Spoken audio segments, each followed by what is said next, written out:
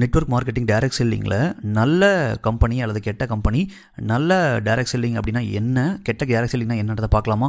Dealers நிறைய பேருக்கு இதில் கிளாரிட்டி கம்மியாக இருக்குது. Number 1 multi level marketing, network marketing, direct selling அப்படின்ற நேமில் ஒரு கம்பெனியுடைய ப்ராடக்ட் அல்லது சர்வீஸை மக்களுக்கு வாய்வழி விளம்பரம் மூலமாக பார்த்தீங்கன்னா கவர்மெண்ட்டில் ரெஜிஸ்டர் பண்ணி ப்ராப்பராக டேக்ஸை பே பண்ணி லீகலாக பார்த்தீங்கன்னா ஒரு பொருளையோ அல்லது சேவையோ பேஸ் பண்ணி இருக்கக்கூடியது குட் டைரக்ட் செல்லிங் அப்படின்னு சொல்லலாம்.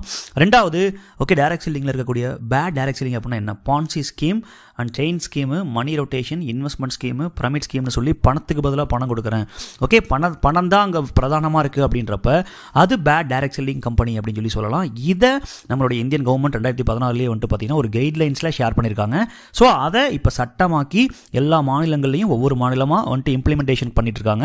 ஸோ நீங்கள் இந்த நாலேஜை பேஸ் பண்ணி அந்த கைட்லைன்ஸை படித்து பார்த்து கவர்மெண்ட்டுடைய ரெகுலேஷன்ஸை பேஸ் பண்ணி எது குட் டைரக்ட் செல்லிங், எது பேட் டைரக்ட் செல்லிங்கிறது ஈஸியாக ஐடென்டிஃபை பண்ண முடியும். All the best dear leaders. Thank you.